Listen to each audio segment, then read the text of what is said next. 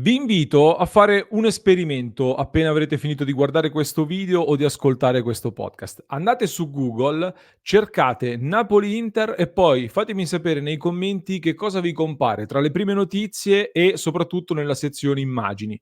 Io vi faccio vedere quello che compare a me. Vado con la navigazione in incognito così non sono condizionato dalle ricerche che ho già fatto nelle scorse ore e il risultato, quello che mi esce fuori è che su 8 immagini che mi restituisce Google, le prime 8, 5 di queste sono legate all'arbitro o a episodi arbitrali di Napoli-Inter. Quindi un big match, una grande sfida stravinta dall'Inter per 0-3 su un campo molto difficile, da molti viene ridotto a aiutini o comunque ad insinuare che l'Inter ha ottenuto dei favori arbitrali. Quindi prima l'Inter era prima in classifica perché fortunata in quanto non aveva gli infortuni, ora che l'Inter gli infortuni ce li ha e ne abbiamo parlato in un altro contenuto, l'Inter è prima perché è aiutata dagli arbitri. Questa è un po' la narrazione media che in tanti stanno seminando, come abbiamo visto anche da questi risultati. Ne abbiamo già parlato anche nella nostra scorsa live sul canale, ma torniamo brevemente a parlarne in questo contenuto di oggi perché vorrei chiudere questo argomento alla luce anche di alcune novità che sono emerse in queste ore. E quindi ben ritrovati, amiche ed amici passioni interisti. Innanzitutto vi chiedo subito un mi piace e l'iscrizione al canale. Se non lo avete ancora fatto, continuate ad iscrivervi così non vi perdete neanche uno dei nostri approfondimenti e continuate a far crescere il nostro progetto. Riepiloghiamo allora che cosa è successo. Innanzitutto il Napoli perde 3-0 e fin da subito, diciamo che al termine della partita, cominciano a scattare queste polemiche, cavalcate soprattutto il giorno dopo, quando pare che De Laurentiis, presidente del Napoli, abbia protestato anche con la FIGC e con l'AIA, quindi con i vertici calcistici italiani, e nel mirino fondamentalmente sono finiti due episodi, possiamo dire, perché uno, lo condivido, le immagini che abbiamo preso da errori arbitrali, è il contatto in area di rigore tra Acerbi e Osimhen, un contatto sul quale l'arbitro si vede, per chi ci sta guardando in video con la freccia bianca indica il fatto che l'arbitro ha la visuale completamente libera, giudica questo contatto non da calcio di rigore e il VAR quindi non deve intervenire e poi poco dopo l'Inter fa il 2-0 in questa gara con Nicolò Barella. Un episodio che per me, potrete dirmi che sono di parte, ma per me non è da calcio di rigore e cerco di dirlo con il massimo dell'oggettività che metto in tutti i miei contenuti. Non è calcio di rigore perché Osimhen sta già cadendo al momento del contatto con Acerbi, contatto che tra l'altro per me non è così veemente, così sproporzionato da causare quel tipo di caduta. Non a caso poi anche tutti i giornali danno ragione alla decisione dell'arbitro, non solo vado a citare soprattutto Tutto Sport che in prima pagina parla di aiutini per l'Inter, poi dentro la moviola dice che l'arbitro ha ragione in questa decisione, figuriamoci. Allora, tutta questa polemica di fatto si riduce ad un solo episodio in questa partita, ovvero questo famoso contatto tra Lobotka e Lautaro Martinez che avviene nella metà campo dell'Inter in occasione dell'azione che poi porterà dopo diversi secondi al gol di Cianoglu che sblocca la partita nel primo tempo. È un episodio sicuramente più controverso e più dubbio, condivido anche qui le immagini e a proposito di immagini devo dire che però quelle che stanno circolando sono sempre queste, dove si vede l'abbraccio di Lautaro Martinez a Lobotka, che è la conclusione di questo contatto. Ditemi voi se alcuni hanno evidenziato tutta l'azione, a me non sembra.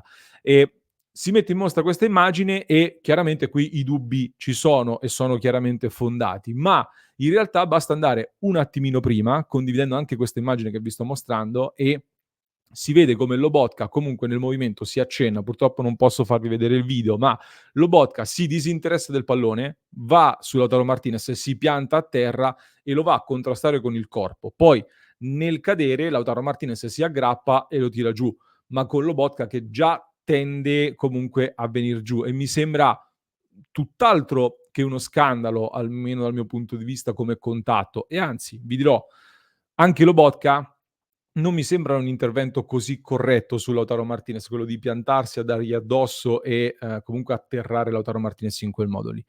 Ma a parte questo, anche in questo caso, anche in occasione di questo contatto, l'arbitro era ben posizionato, è lì, vede l'episodio, lo giudica come un contatto normale da non fischiare in linea secondo me con tutto l'arbitraggio di questa partita, ma anche con l'arbitraggio medio che si sta tenendo in Italia in questa stagione, dove per entità dell'intervento io rivedo qui delle similitudini anche con quel contatto Lookman-Di Marco in Atalanta-Inter che ha portato a quel gol dell'Atalanta. Personalmente, dopo le turbolenze iniziali, ho accettato che lì venisse convalidato il gol dell'Atalanta, perché per me nel calcio quei contatti lì devono esserci, è uno sport di contatto. Per coerenza qui mi sembra sinceramente la stessa cosa. E aggiungo, in quel caso lì con l'Atalanta il gol arriva subito, in questo caso l'azione prosegue, ci sono diversi tocchi e poi c'è la prodezza di Hakan Çalhanoğlu. A questo proposito accennavo anche ad una novità importante delle ultime ore, è stata rivelata dal quotidiano Il Mattino, secondo cui i vertici dell'Associazione Italiana Arbitri hanno di fatto promosso l'arbitro Massa che ha diretto Napoli-Inter. Quindi per l'Associazione degli Arbitri non ci sono stati errori da parte dell'arbitro ed è stato giudicato il suo operato in maniera positiva, per cui non verrà fermato e al massimo potrebbe non arbitrare per qualche tempo il Napoli, come accade spesso quando ci sono queste polemiche. Mi sembra quindi tutto abbastanza lineare, che non capisco, quindi non mi giustifica tutta questa eco mediatica che gli è stata data. Aggiungo poi un'altra cosa che per me forse è ancor più importante di tutto quello che abbiamo detto fino ad ora: l'Inter, ragazzi, vince 3-0 in casa del Napoli. 3-0, lo ribadisco, non 1-0, non con un gol all'ultimo secondo. Non c'è un risultato, secondo me, alterato da un episodio macroscopico. Già questo non lo è un episodio macroscopico, ma in più la vittoria dell'Inter è netta. Magari mi potrete dire che la differenza di gioco tra le due squadre non è stata tale da giustificare un 3-0, quindi il passivo magari sarebbe potuto essere inferiore, perché il Napoli comunque tutto sommato ha fatto una buona partita, però la vittoria dell'Inter con questo risultato è stata netta. Di che parliamo? Di un episodio dubbio, tra l'altro, che aveva inciso sul risultato. Io posso capire il Napoli che è in un momento complicato, che prova ad alzare la voce e distogliere un po' l'attenzione come farebbe Mourinho nei suoi momenti migliori, però basta con questa cosa di andare ad ingigantire ogni cosa per cavalcare il dibattito, per darlo in pasto ai tifosi che poi in tanti ci vanno dietro.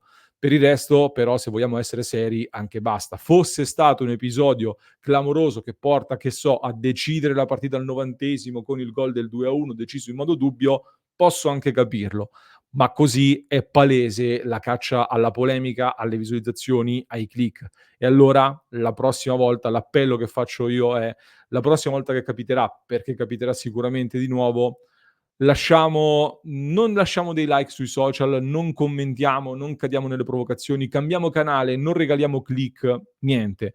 Poi vedremo la prossima volta che cosa si inventeranno di nuovo, dopo aver detto prima che l'Inter è troppo forte, quindi è scontato che vinca. Poi è fortunata con gli infortuni, adesso è aiutata dagli arbitri. Sono state dette un po' di tutti i colori. Noi facciamoli parlare, tra l'altro occhio anche perché vediamo sabato se fila tutto liscio contro l'Udinese, l'affrontiamo dopo che nell'ultimo weekend si è lamentata pubblicamente degli arbitri, vedremo.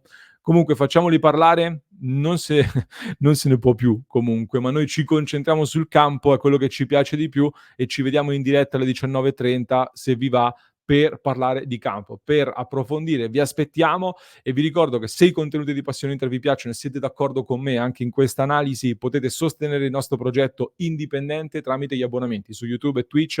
Con il vostro supporto ogni giorno vi portiamo nuovi contenuti, novità, nuove dirette, approfondimenti e tutto quello che trovate su Passione Inter. Quindi sosteneteci e vi lascio anche un altro approfondimento per chi ci ascolta in podcast, trovate il link nei commenti. Per chi ci segue da YouTube vi basta cliccare qui.